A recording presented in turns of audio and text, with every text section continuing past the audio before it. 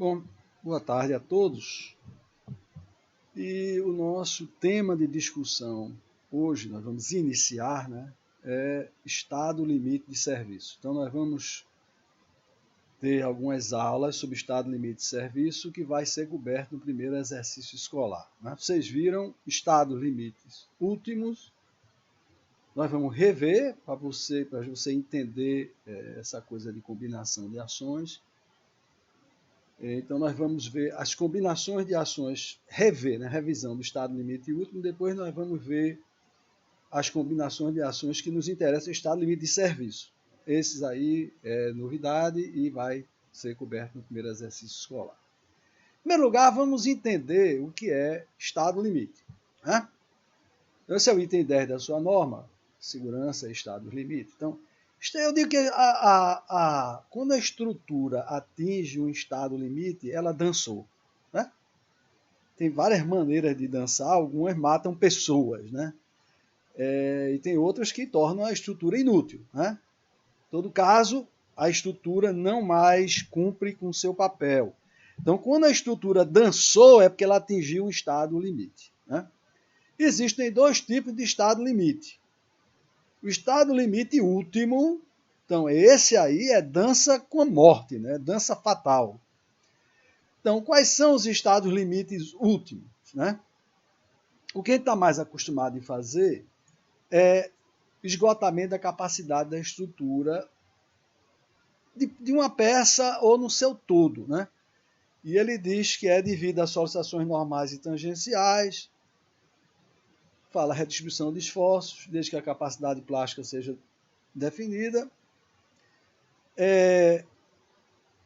Mas, basicamente, o estado limite último é ruptura ou por flexão, normalmente é por flexão ou esforço, cisalhamento, cortante e torção. Mas isso aí vocês viram, Vocês viram com Paulo ou Pablo, Tanto flexão como esforço cortante, como torção. Agora, também pode ser por perda de equilíbrio, Então, por exemplo, um muro de arrimo pode ou deslizar, que é o mais chato de todos, ou pode tombar. O muro de arrimo é chato.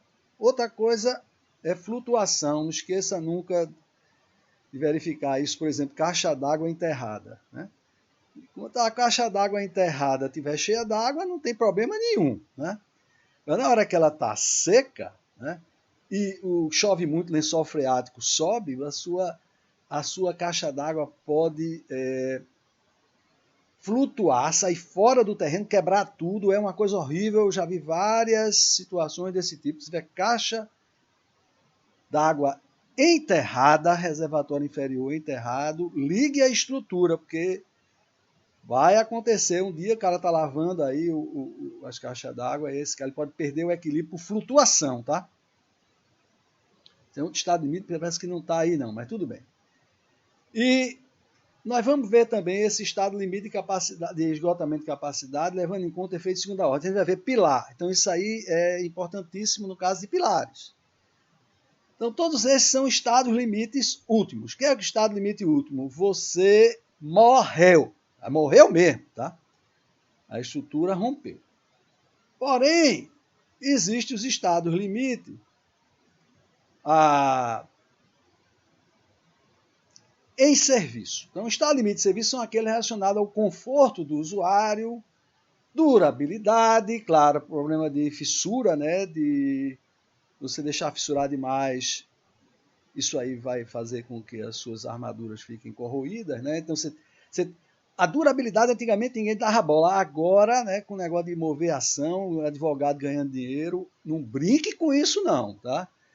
Nos países desenvolvidos, durabilidade é uma das maiores preocupações dos construtores, A aparência, a fissura realmente é detrimental, todo mundo pensa que vai cair.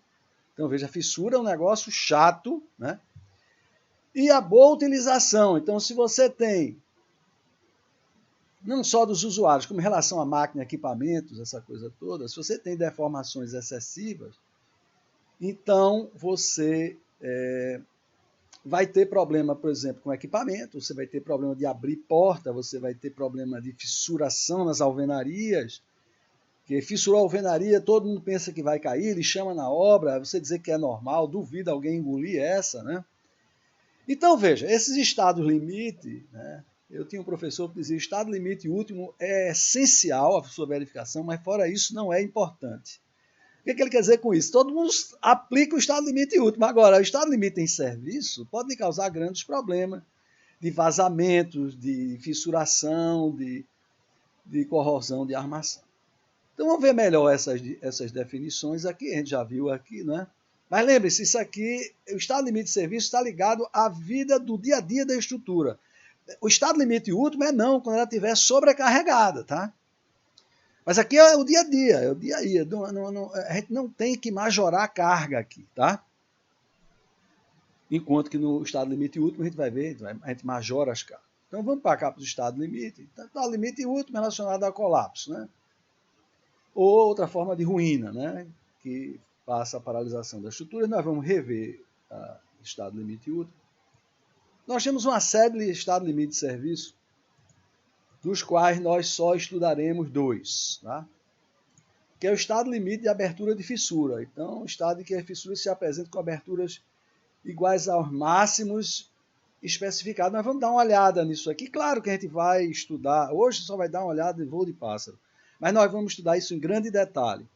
Então, se a abertura de fissura ultrapassar aquelas admissíveis, a abertura característica de fissura, ultrapassar aquelas admissíveis, a gente diz que a estrutura entrou em estado limite de abertura de fissura, tá? Abertura excessiva de fissura. E o estado limite de deformação excessiva, de deslocamento excessivo, né? O estado em que as deformações atingem os limites aí da... A gente vai olhar para isso aqui e vamos olhar, é óbvio, esses dois nós vamos olhar com grande cuidado, né? E vamos dar exemplos e vai cair na prova, né? Claro, vai cair no exercício escolar. Ora, quais são as combinações de ações que nós devemos verificar, né, correspondentes a cada um desses estados limite? Vamos primeiro rever o estado limite último, acho importante. Depois a gente vê as combinações de ações ligadas a cada um desses estados limite de serviço, de deformação excessiva e o de abertura de fissura. Aqui são 3 tipos de combinações diferentes, tá? Então, muito bem, vamos voltar aqui e ver as combinações últimas, né? Então, você tem aqui a tabela de combinações últimas normais. É claro que tem especiais, essa coisa toda. Não, vamos olhar só as normais, né? Então, esgotamento da capacidade resistente das peças de concreto ou da estrutura como um todo. Então, você tem que FD é o gama G vezes F de GK. Esse gama G aqui é um coeficiente, né? Coeficiente que multiplica as ações permanentes.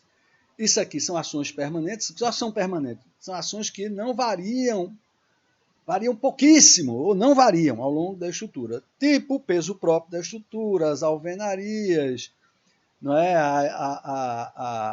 O revestimento do seu piso. Isso não varia nada, tá certo? Mas eu, por exemplo, uma vez fui pego, considerei um equipamento, a gente sempre fez isso, um equipamento numa fábrica como carga variável, tá? Ocorre que esse equipamento foi colocado no nível mais 20 por 2 guindastes de 400 toneladas e não vai sair nunca da estrutura, né? Então você vê o peso da carcaça, que era o maior, né? Era pesadíssimo, é uma carga permanente, ela nunca vai sair dali. E eu considerei como uma ação variável e na norma americana fazer uma diferença assim gritante, né? E o cara chamou minha atenção, não, meu amigo, você considerou ação variável, mas essa carcaça nunca vai sair mais daí, só vai sair quando a fábrica for demolida, né? Então, trata-se de uma carga permanente, né? Então, tenham cuidado com isso quando for considerar a carga permanente. Isso nós não vamos ver aqui ações impostas, então a gente não vai ver, se tiver epsilon aqui nós não vamos ver. Tem o gama Q, que é o multiplicador de ações variáveis. Aqui é onde entra, a gente vai olhar isso com cuidado. E aqui tem uma ação variável 1, que é chamada de ação variável principal ou básica, né? Então você vê aqui, ó, FQ1 é escolhida principal, representações variáveis, tá? O 1 é a escolhida principal. Escolhida por quem? Por voz-me-ser, cara, tá? Então você vai, se você tiver várias, a gente vai fazer um exemplozinho para você ver isso. Se você tiver várias ações variáveis, você sempre tem, né? Uma vai ter que ser eleita a principal. E você é que elege, tá? E as outras são ações adicionais. Então, por exemplo, aqui pode ser sobrecarga e aqui você pode ter vento, tá? Então, se sobrecarga é a principal, vento é adicional. Aí aparece um coeficiente de combinação. Psi zero. E por que diabos eu preciso considerar um coeficiente de combinação? Vamos pegar um exemplo simples, para que você está na sala de aula lá do CTG. Então, um dia aí, qual é a carga máxima? Sei lá, aquela aula da saudade, enche de gente, tá? É uma carga da babônica, certo? Inclusive, tira-se as cadeiras, enche mesmo de gente. E você tem uma outra carga que é a ação do vento. O máximo é com recorrência de 50 anos, então é uma rajada de 30 segundos, então é uma carga para valer, tá certo? Agora, é muito pouco provável que exatamente no dia da aula da saudade, que está cheio de gente lá, dê um vento da bobônica, que em Recife dá, vocês estão percebendo? Inclusive no mês agora está dando um vento, derrubando árvore, criando problema, né? Estelhando coisa do metrô. Mas aí que é um vento, já teve um vento aqui, vento mesmo, de ciclone, tá? Então, é muito pouco provável que exatamente no dia que você tem a aula da saudade, lá vem um furacão, um vento de furacão aqui, batendo no CTG. Já houve, né? Já houve, já passou, né? Mas a coincidência da carga máxima de sobrecarga e a carga máxima de vento é muito pouco provável. O que é provável? Né? É você ter, por exemplo, a sala cheia de aluno, a sobrecarga máxima, e o vento médio. Então, o que esse cara faz é transformar o máximo em médio, né? Então, vamos dar uma olhada aqui nos gamas e nos psis. Então, você tem carga permanente, você vê que ele tem favorável e desfavorável. Se for desfavorável, você vai multiplicar por 1,4. Se for favorável, você vai multiplicar por 1. Quando é que a carga permanente é favorável? Por exemplo, se você tem um muro de arrimo, o peso, o que tiver de peso, é favorável ao deslizamento. Então, você não vai multiplicar por nada aí, pelo amor de Deus, né? Então, também quando a estrutura está sujeita a arrancamento, por ação do vento, digamos que você está dimensionando uma ligação de um pilar que fica tracionado devido à ação do vento. Então, quanto mais peso você botar na estrutura, menos carga de tração vai estar na fundação. Então, quando for favorável é 1, quando for desfavorável é 1,4. Então, você tem aqui as ações, né? Isso aqui é ação variável, de carga, né? De carregamento. Então, isso aqui é 1,4. Isso aqui é deformação imposta. Então, deformação imposta tem um coeficiente, um fator, são os fatores de ponderação um pouco menor, porque ele é autolimitado, né? Quando você fissura, já diminui tudo, essa coisa toda. Então, você tem esses fatores de ponderação. Esses são os gamas que estão aqui, né? O gama G e o gama Q, tá? Agora, e quem são esses psis? Então, você tem aqui 3 psis, nós vamos olhar para eles, né? Já, né? Mas vamos olhar só o psi zero. Então, veja, o psi zero é aquele fator de combinação. Então, se você está aqui num prédio residencial e você for combinar, isso aqui, o sobrecarga, então não há concentração de pessoas, né? É prédio residencial. Então, se você tiver um vento forte, você vai combinar com sobrecarga. A sobrecarga média é só 50% da máxima, tá? Mas quando você estiver dando uma festa, uma coisa, você tem a sobrecarga máxima. Já no caso de prédios, cuidado, isso aqui cai na prova, eu normalmente boto isso na prova, deixa eu só mostrar a vocês. Esse caso aqui, em que há concentração, é possível que tenha, por longos períodos, concentração de pessoas, isso aqui é o prédio comercial, de escritórios, e edifícios públicos.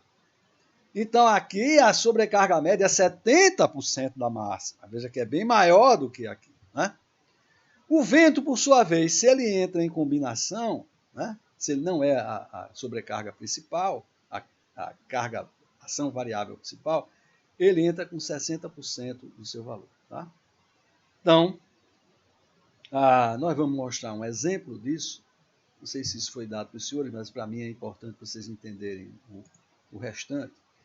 Então, isso aqui é o estado limite, a combinação normal do estado limite último. É gama G vezes FG, mais gama Q vezes F. Q1, que é aquele famoso principal, ação variável básica, mais o somatório dos outros animais multiplicado pelos seus fatores de combinação. Né?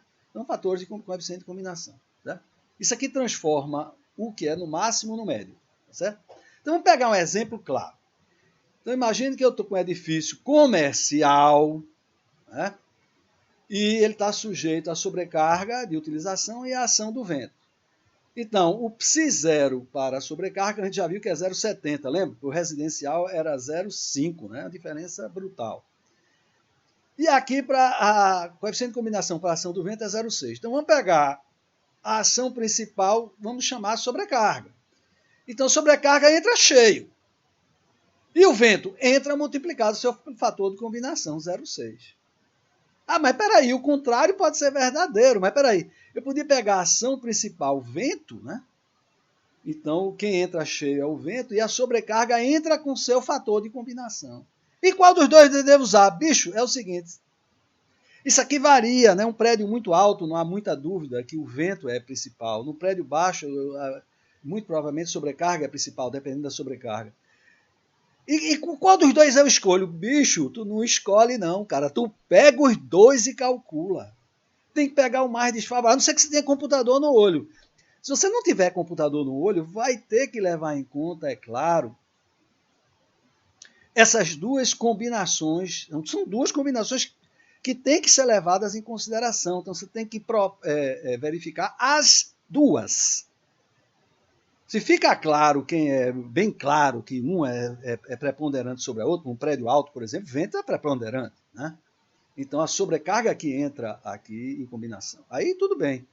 Mas, em geral, não brinque com isso. Né? Em geral, especialmente os programas automáticos já fazem isso automaticamente, já levam em conta as duas sobrecargas. Bom, então isso aqui é o estado limite último. A gente está colocando aqui porque você está acostumado com isso. Veja que eu sempre majoro as cargas, porque eu estou dimensionando na ruptura, ou seja, quando a estrutura tem uma sobrecarga, e vai acontecer, pode ter certeza, e ao mesmo tempo o material também é minorado a sua resistência por problemas de execução. Então isso aqui é o estado limite último. Agora vamos para o estado limite de serviço. Tá? Estado limite de serviço é quando a estrutura está funcionando, o funcionamento normal da estrutura. Né? Então, vamos ver combinações de serviço. Já que a gente já viu combinação última, então você já viu essa parte principal, né, ação principal, essa coisa toda. Então nós só vamos considerar o estado limite de abertura de fissuras e fissuras excessivas e deformação excessiva. Tá? Então, para esses dois, vai ter duas combinações diferentes de serviço. Lembre-se que eu não vou majorar as cargas. Tá? Isso aqui não é estado limite último. Ela entra com seu valor... o valor base é o valor característico. Cuidado na prova. Isso é um ponto importante. Vou lembrar isso umas 10 vezes. Como a prova, a primeira ciclo escolar, vai ter verificação de estado limite de serviço, estado limite último, o cara pode fazer um erro assim monstruoso se ele pegar a combinação em serviço e for dimensionar a estrutura. Se você fizer isso, a maior nota que você pode tirar na prova é 5, se você acertar tudinho.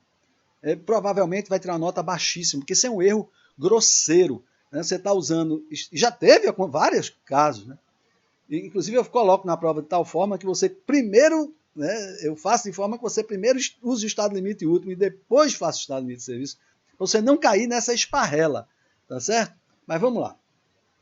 Então, são classificados de acordo com a permanência na estrutura. Quase permanente. Isso aqui é o seguinte, qual é a carga que pelo menos está atuante em 50% da vida útil da estrutura? Tá? Então, uma carga quase permanente, se ela atua no mínimo 50% da vida útil da estrutura. Então, pode atuar em grande parte do período de vida da estrutura e sua consideração pode ser necessária, não. É necessária para a verificação do estado limite de deformação excessiva. E por que eu devo considerar cargas quase permanentes para a verificação do estado limite de deformação excessiva? Por um motivo muito simples. Porque uma grande parte dessa deformação vem da deformação lenta. Paulinho e os Paulo devem ter falado com você, né, sobre deformação lenta do concreto, né, que pode triplicar a deformação imediata. Então, veja, não é uma coisa babaquinha, bestinha, não. Ela pode triplicar a deformação. Então, quem é que dá deformação lenta? Carga permanente. A carga é variável, o vento, por exemplo, deu e foi embora, não tem deformação lenta. Mas o peso próprio, sim, tem deformação lenta. Né? E pode aumentar, e aumenta danadamente esse fenômeno, aumenta danadamente a deformação. Então, por isso, para o estado limite de deformação excessiva, você vai usar combinações quase permanentes, que são aquelas que ficam no mínimo 50% da vida útil da estrutura. Né? Depois, carregamentos frequentes. Repete-se muitas vezes aqui, pelo menos acontece em 10% da vida útil da estrutura. Aqui é 50%.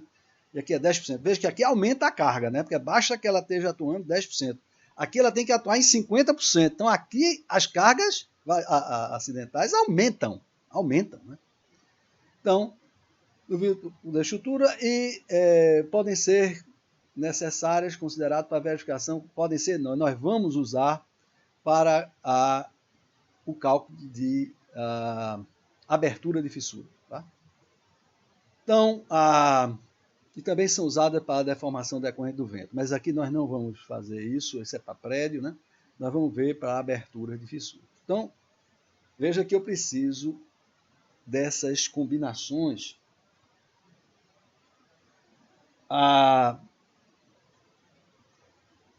permanentes e frequentes. Né? Não vamos usar outras, vamos usar só essas duas. Então, vamos ver aqui. Então, só interessa combinação quase permanente e combinação frequente. Então, isso aqui é o gama GK. Cadê o gama G? Não tem, meu amigo. Certo? Você não vai majorar as cargas. Né? Você vai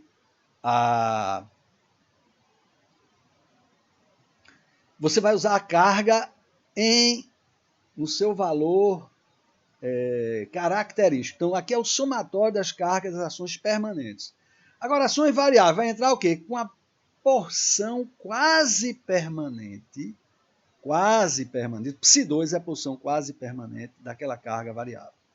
Então, que parcela daquela carga máxima, porque isso aqui é a carga máxima, que parcela aqui está atuando pelo menos 50% da vida útil da estrutura? Isso aí, quem diz isso é o Psi2.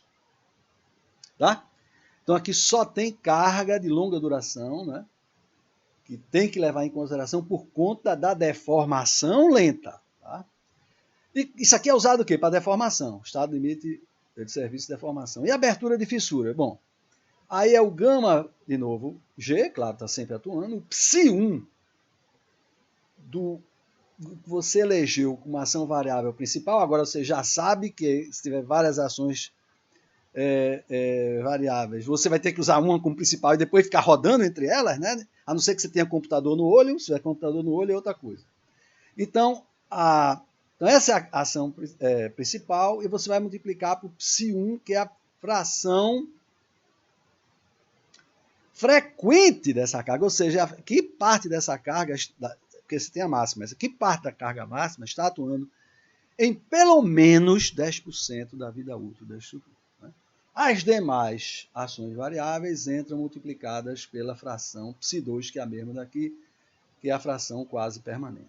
Então, vamos olhar. Primeiro, observe que não tem gama em canto nenhum. Então, por isso, você usar isso aqui para detalhar a estrutura, você é uma pessoa nociva, né? Pessoa perigosa. Né? Eu realmente tiro 5 pontos imediatamente, independente do resto. Né?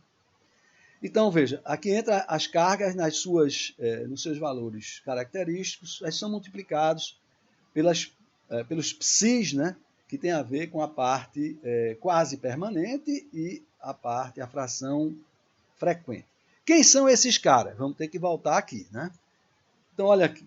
Aqui está o Psi1 e o Psi2. Então, por exemplo, você está num prédio residencial, só 30% da carga fica atuando o tempo, digamos, o tempo todo, vamos chamar assim. 50% da vida útil, né?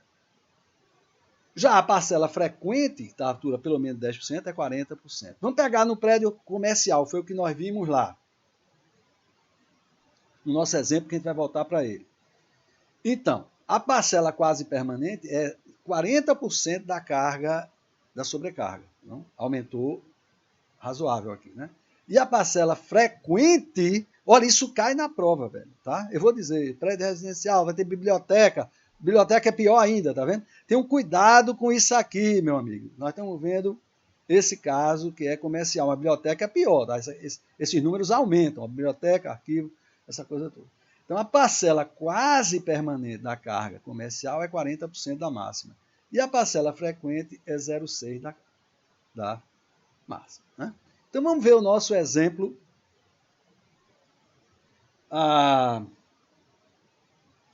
de verificação. Né? Então, a gente vem aqui o nosso exemplo. Então, aqui nós temos combinação quase permanente. Tá? Então, o Psi2, a fração quase permanente, é a fração que atua em 50% da vida útil da estrutura. Então, a sobrecarga é 0,4. Vamos ver aqui, vamos voltar lá. Então, está aqui, a sobrecarga é 0,4, né? A parte quase permanente. A parte, lembre-se disso, que fica voltando para cima e para baixo. E a carga, a parcela frequente é 0,6. Já o vento, meu caro, o vento, a parcela quase permanente é 0. Claro, o vento bate e volta, e sai. Então, ela não causa, o vento não causa deformação lenta. A parcela frequente é 0,3. Então, vamos voltar no nosso exemplo lá. Então, você tem aqui, né? Psi2 no nosso caso, na parte comercial, você teria só que considerar a sobrecarga de utilização. A ação do vento não entraria na parte quase permanente. Já na combinação frequente, é aquela que está atuando pelo menos 10% da vida útil, aí você vai ter que fazer um joguinho aqui. Se a sobrecarga é comercial, o Psi é 0,6, e o Psi2, Psi1 é 0,6 e aqui é 0,4. E já para a ação do vento, o Psi1 é 0,3 e o Psi2 é 0. Então, se ele entrar aqui, ele entra cheio multiplicado por 0,3. Se ele for entrar em combinação, não tem simplesmente nada. Ele só entra cheio ou entra em combinação. Então, essas são as combinações. Essa aqui é para deformação, estado limite de serviço, deformação excessiva. E esse aqui é combinação frequente usado para abertura de fissura. Tá? Então, muito bem. Vamos ver os nossos estados limite.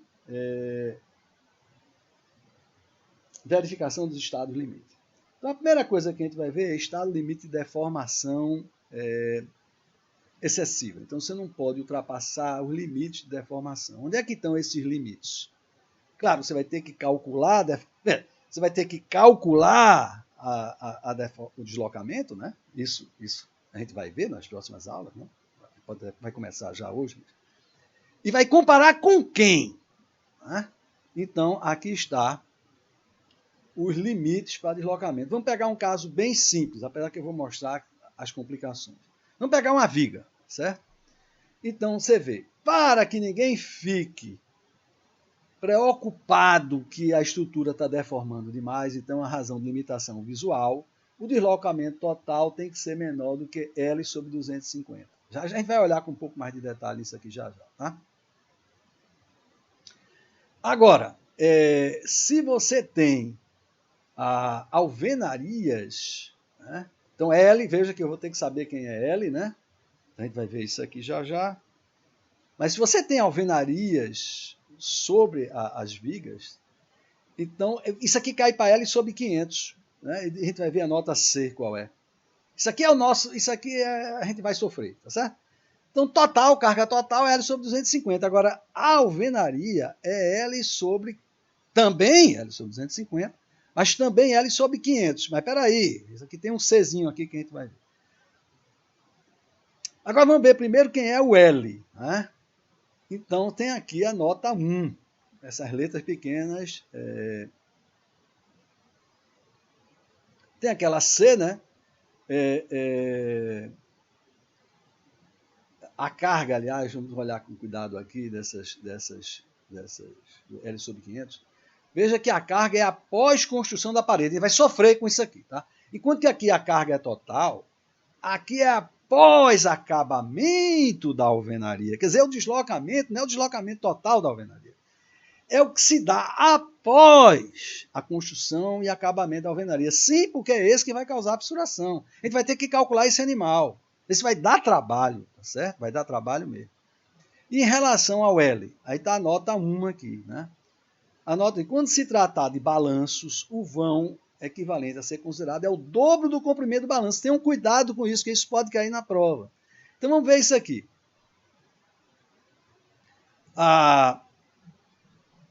Vamos dar uma olhada nisso aqui. Então está aqui limitação de flecha em viga, certo? Então a viga simplesmente apoiada, meti carga, o deslocamento aqui é L sobre 250, claro que se a carga total, isso aí sempre tem que ser verificado, mas se tiver uma alvenaria, a gente já viu que vai ter que verificar após acabamento das alvenarias, vai ser L sobre 500, aí um outro delta, né, o delta após acabamento das alvenarias. Mas se você tiver um balanço, né, então você vê o deslocamento, graças a Deus, né, é 2 vezes o comprimento do balanço dividido por 250, porque essa figura é igual a essa ao contrário. Tá? Então, se essa aqui está certa, essa aqui também estará certa. Então, é como se a estrutura tivesse um vão equivalente de 2 vezes o comprimento da viga, de 2 vezes o balanço, né? Para fazer a verificação. Então, veja, a verificação do estado limite de deformação excessiva é desse tipo, delta menor ou igual a L sobre algum animal aqui embaixo, a depender. Né? No nosso caso, a gente só vai ter 2 casos. Né? O caso total, que é 250, e após acabamento das alvenarias, L sobre 500. Então, nós vamos verificar os dois. A gente tem que verificar os dois, todos os dois. Certo? Porque um é devido à carga total e o outro é só após acabamento da alvenaria, levando em conta, óbvio, que deformação lenta, fissuração, tudo. Tá? Então, isso aqui é a nossa tarefinha, que nós vamos destrinchar isso para o caso de estado limite de deformação excessiva. E nos casos limite de abertura de fissura? Bom, no caso de abertura de fissura, nós vamos estabelecer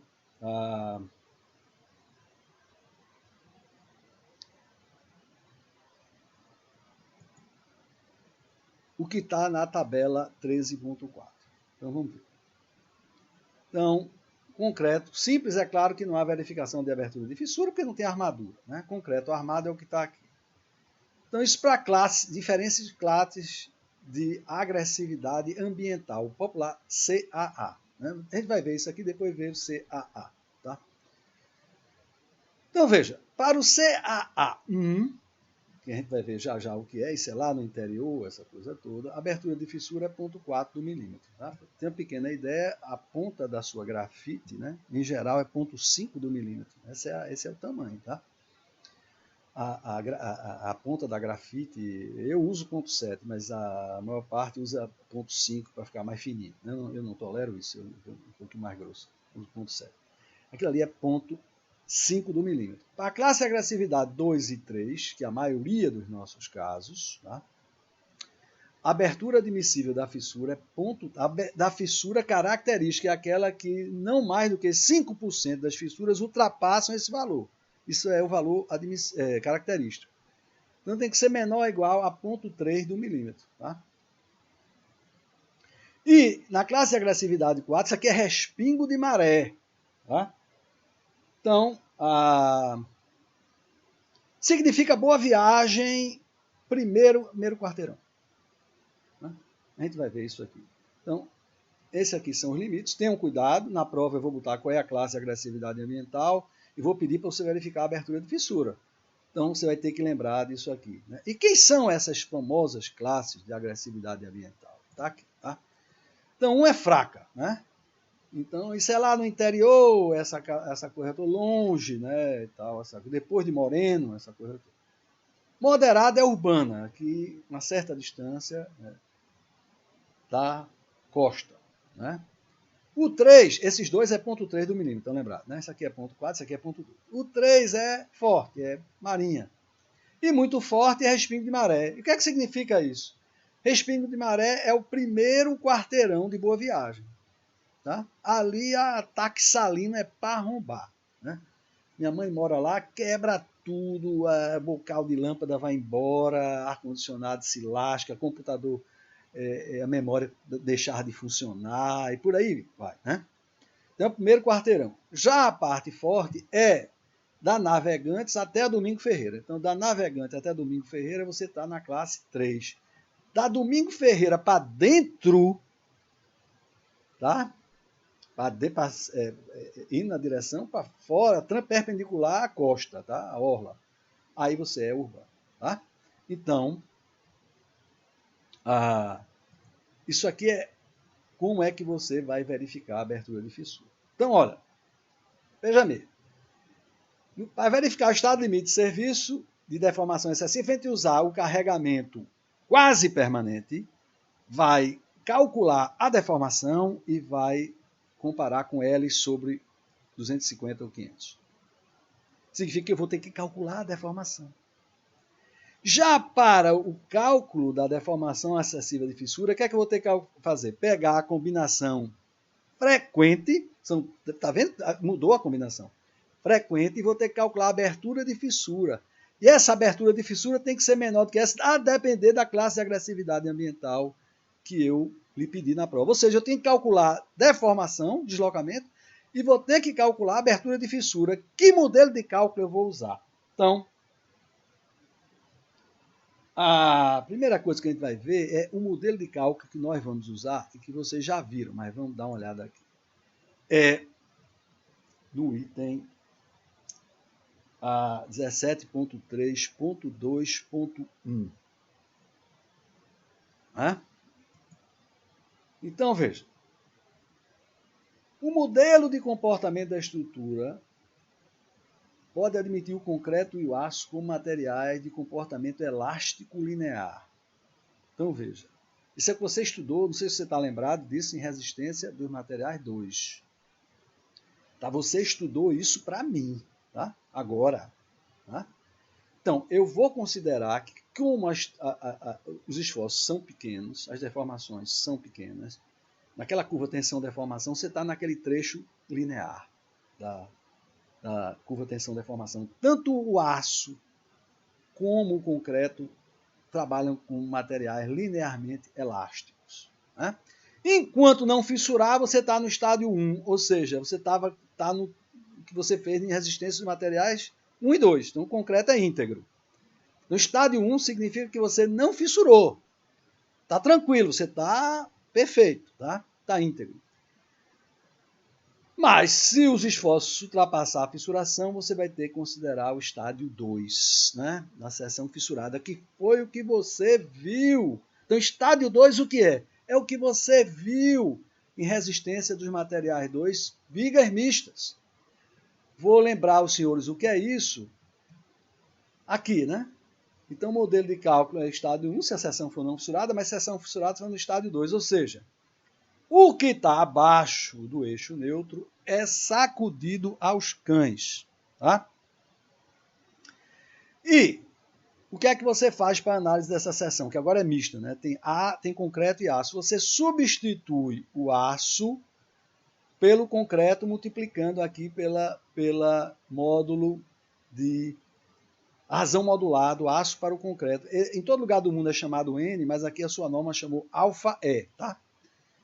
Então, aqui, por exemplo, você tem a armadura duplamente armada, então você só considera o concreto aqui em cima e aqui o aço, é claro, multiplicado pela sua razão modular, e aqui você considera o aço multiplicado pela razão modular. Eu normalmente considero o concreto e a parte adicional do aço é N-1AS, né? Porque o buraco está sendo levado em consideração já. Então, eu não faço essa coisa. Vocês vão ver, eu não faço essa coisa, mas é usual não fazer assim, considerar o concreto todo e adicionar N-1 vezes o aço de compressão, porque aqui, né, claro, não vou considerar o concreto, o aço faz um buraco no concreto. Né? Então, veja, eu preciso dessa razão modular. Né? E essa razão modular, enquanto aqui é chamada de N, a sua norma chama de alfa E. Eu acho gozado, eles fogem de letras gregas na maioria das vezes, né? Mas aqui eles pegaram N e não quiseram usar, todo mundo usa e usou a razão modular. Então é o modo de elasticidade do aço sobre o modo de elasticidade do concreto.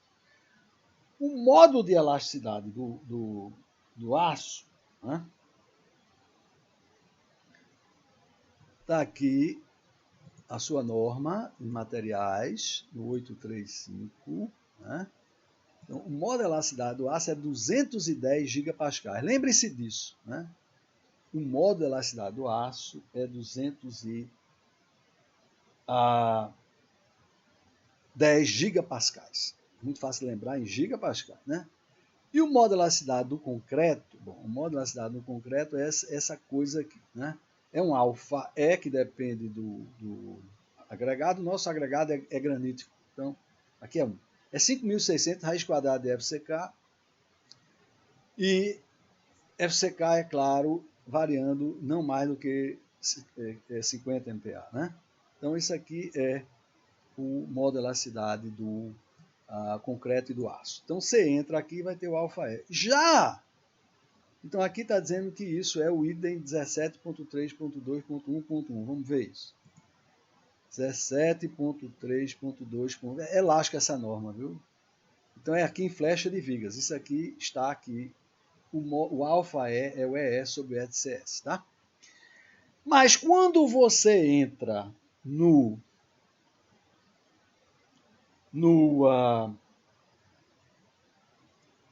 abertura de fissura, então o alfa é maior. Por quê? Para levar em conta a deformação lenta. Então, isso aqui, estou vendo o item onde está isso aqui está no item 17.3.3.2. Então, quando você entra aqui em fissuração, isso aqui é o cálculo de fissuração, então ele diz aqui ó, que o alfa é a razão modular é 15. Por quê? Porque aqui, com a deformação lenta, eu aumento a abertura de fissura. Né? Então,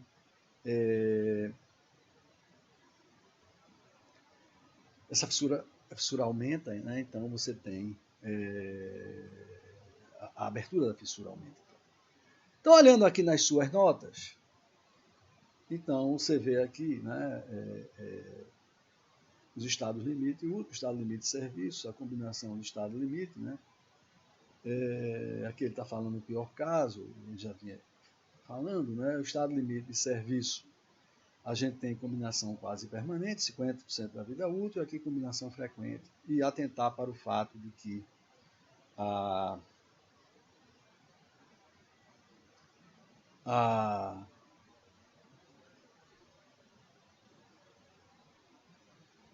em balanço você tem que ter o dobro. Né? Muito bem. Então, vamos começar ao nosso estudo de estado limite de deformação excessiva. Tá? Vamos só começar. Então, a combinação é quase permanente. Vocês já entenderam por quê, né? Porque eu quero tudo que tenha carga de longa duração para o quê? Para levar em conta o fenômeno de deformação lenta. Então, você tem aqui uma viga, você tem que verificar o deslocamento, vai ter que calcular, né? Que o deslocamento total é L sobre 250, e aqui após acabamento das alvenarias, depois que a alvenaria foi acabada. Então, você vai ter que verificar, vai ter que saber calcular, claramente, e verificar. Né? Então, se a viga não fissura, aí é a resistência dos materiais 2. você vai considerar que o modo de elasticidade, isso aí não é exatamente correto não, mas é uma simplificação. É o modo de elasticidade da seção bruta do concreto, como se não tivesse aço dentro. Tem, né? Mas vamos considerar o momento de inércia da seção bruta, a seção toda do concreto. O problema, meu caro, é que após a fissuração, a viga tem o aparecimento de fissuras. Né? Se você tiver aqui numa parte íntegra do concreto, o seu I já seria o I da seção bruta. Mas se você tiver aqui numa seção na fissura ou muito próxima da fissura, você teria que ir para aquele momento de inércia da seção fissurada no estádio 2. E a viga em geral é alguma coisa que está entre esse animal e este animal. Quanto mais carga, quanto menos carga ele terá mais próximo desse, quanto maior a carga terá que desse. Então a gente vai inventar, após a fissuração, para levar em conta, né, a fissuração, você só leva em conta a fissuração, hein? Um EI. Vai ser um EI efetivo para a viga toda, que nós vamos ver como calcular, que é o EI equivalente. Tá? Então, se não tiver fissurado, é o EI da seção bruta. Se tiver fissurado, você vai ter que fazer uma conta, uma boa conta, né, para chegar nesse I equivalente. Então, para calcular então a flecha, o que eu preciso responder a uma série de perguntas chatas. Né? A primeira pergunta, você falou que tem que ver se está fissurado ou não. Que momento é esse? É o momento fletor de fissuração. A primeira pergunta que eu tenho que responder é: quem é esse momento que causa a fissuração na viga? É o MR. Isso a gente vai ver hoje. Né? As outras perguntas a gente vai ver nas próximas aulas. Depois, como é que calcula o momento de inércia da seção fissurada? Tem aquela seção em que o que tiver comprimido está lá, o que tiver fissurado morreu e só conta o aço. Né? Que a gente já viu ali, que é o que você estudou em concreto em resistência 2.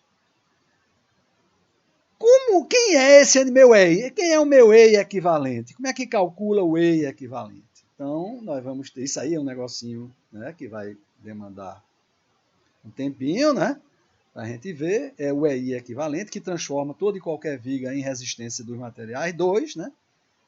E depois também nós vamos ver uma maneira expedita do cálculo da flecha imediata. Então veja, ao chegar aqui, nesse ponto, eu só sei fazer uma coisa, o que já é grande coisa, a flecha imediata, levando em conta o quê? Fissuração.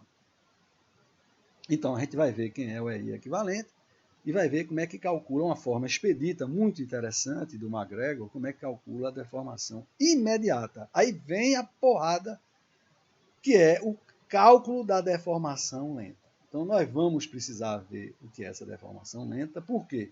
Porque a gente vai ter que calcular a deformação total, L sobre 250, mas o pior é calcular a deformação lenta, inclusive, fissuração e tudo, após acabamento da alvenaria. Então a gente vai ter que olhar isso aqui em grande detalhe. Tá? Então hoje nós vamos responder só a primeira pergunta. Quem é esse momento de fissuração? Então, vamos lá. Isso aqui está a linha 17.3 da sua norma. Então vamos pegar aqui, qual é o problema?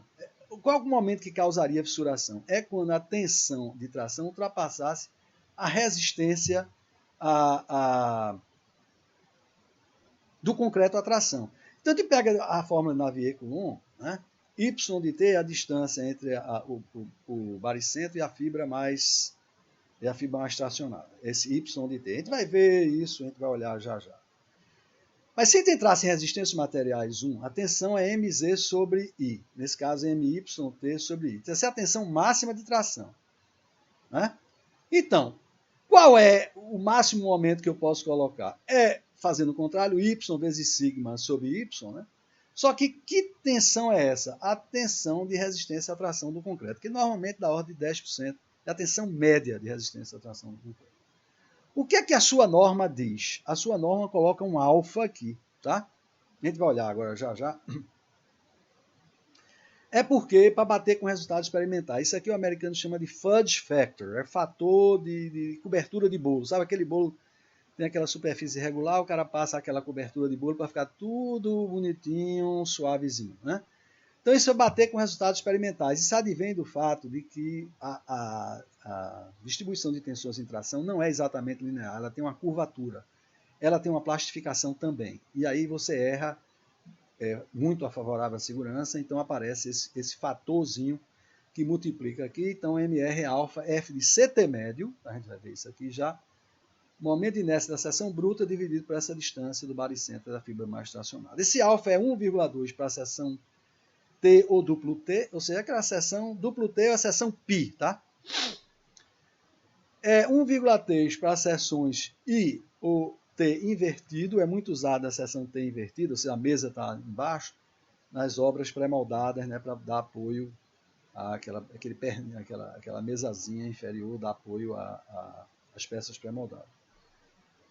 E 1,5 para seções retangulares. Então, a gente vai estar aqui, ou 1,2 para o caso de seção T, que é muito comum, né? É o caso mais comum na realidade,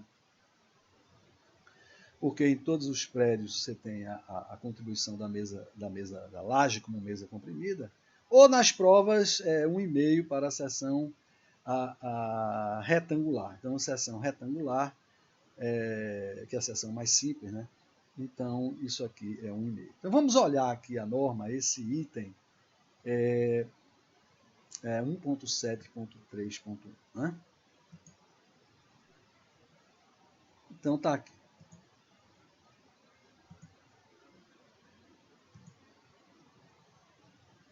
De vez em quando esse programa dá uma... Então, vamos lá. O estado limite de serviço, trabalho no estádio 1 e parcialmente no estádio 2. A separação entre os dois comportamentos é dada pelo momento de suração. É alfa, F de CT e C sobre YT. Esse alfa, nós já vimos que é 1,2 para a seção T, que é na realidade a maioria das seções, ou 1,5 para a seção retangular na prova, né? Quem é o alfa? Esse valor que você viu aí. YT é a distância do centro de gravidade até a fibra mais tracionada. Y é o momento da seção bruta de concreto, tá? Agora o F de CT. Para a determinação do estado limite, né, de fissura, de abertura de fissuras e para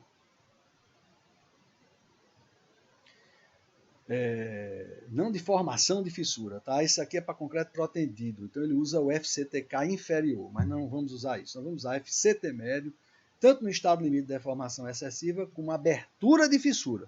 Se você tiver em concreto protendido e quiser olhar a máxima tração na seção para não fissurar, aí é FCTK inf. E aqui a gente quer o FCT médio, que está na linha 8.2.5. Então, a gente vem aqui na linha 8.2.5, que é a resistência à tração. Então, está aqui. É 1,3 é o FCT médio, direto, é 0,3 FCK elevado a 2/3. Você vê que se você pegasse o FCT inf, era 70% só disso. Mas nós vamos ficar realmente no FCT médio. Então, com isso aqui, a gente sabe responder aquela nossa primeira pergunta. Quem é o momento de fissuração? O momento de primeira fissuração, de fissuração, desculpa, que a viga começa a trabalhar como parte do estádio 1, parte do estádio 2, é esse cara aqui. A partir desse ponto, você vai ter que levar em conta a fissuração. E isso aí é o que nós temos a dizer por hoje. Obrigado.